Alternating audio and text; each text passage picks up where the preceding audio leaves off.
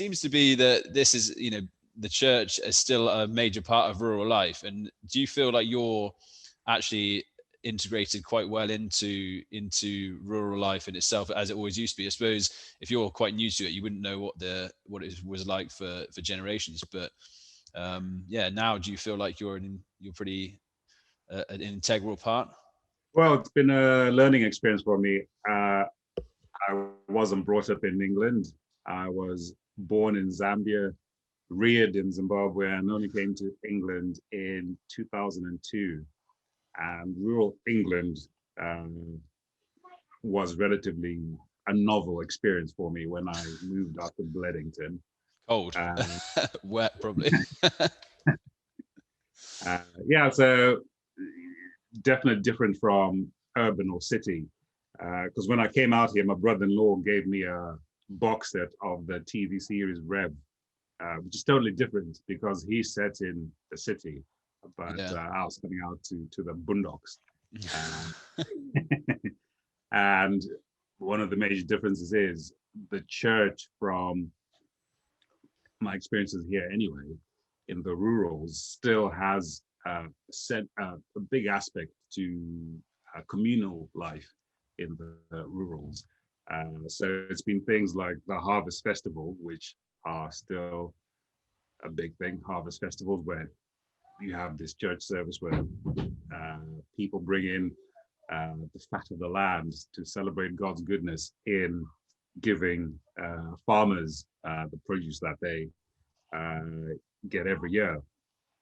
So that was a big thing. In fact, in Bledington, we don't have just the harvest service on the Sunday, but on the Friday preceding, we've traditionally had a harvest supper as well, which is a big occasion where people meet and just eat. So there is that, but it's also how even people who have, nominal faith or weak faith still want the church to be involved in the rites of passage or the seasons of life, so be it baptism. I think a greater proportion of children in the rurals are baptized. You get more weddings, possibly because rural churches are beautiful. We have a very beautiful church in our patch, St. Nicholas. She paid a visit sometime, which is from the 11th century with the Doomsday painting, which has got great historical significance.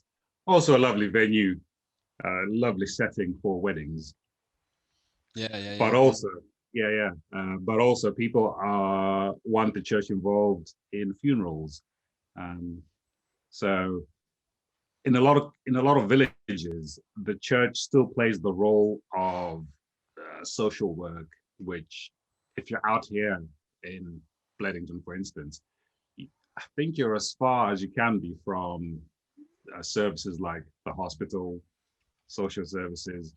In my looking after parishioners, it's been tricky getting the help that they need from social services because they're just too far from Gloucester, or from Oxford, or from Banbury.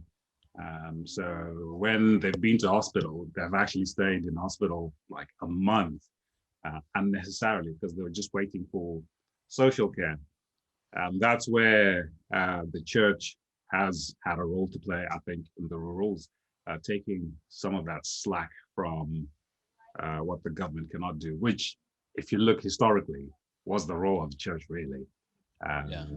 The way things have gone in this country, for better or for worse, is the government has taken on the role of looking after the elderly and the disadvantaged, whereas traditionally it was more the role for the church. I can't even remember what question I was asking now. I've rambled on. It doesn't matter. That's exactly what I mean. It was more just, I was thinking at the time, though, actually on the path from coming from, so all the countries, Zimbabwe to the UK, there must have been a time where joined the path you're on into the Anglican Church, or was there an Anglican Church in Zimbabwe, or did you have to come join it when you came over? I joined the Anglican Church when I came over. I was a Christian back in Zimbabwe, but I wasn't in the Anglican Church. I was raised a Pentecostal, which was our particular denomination was founded by Canadian missionaries.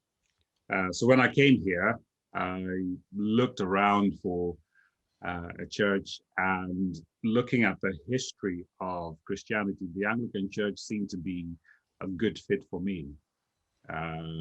How it had come out of Catholicism in the 16th century, the Reformation with Thomas Cranmer, the history of his persecution with Bloody Mary, all that intrigued me, and it seemed like a good fit for me. Yeah, and also I was motivated to become an Anglican because I married an Anglican woman. Right. There's always a motivation.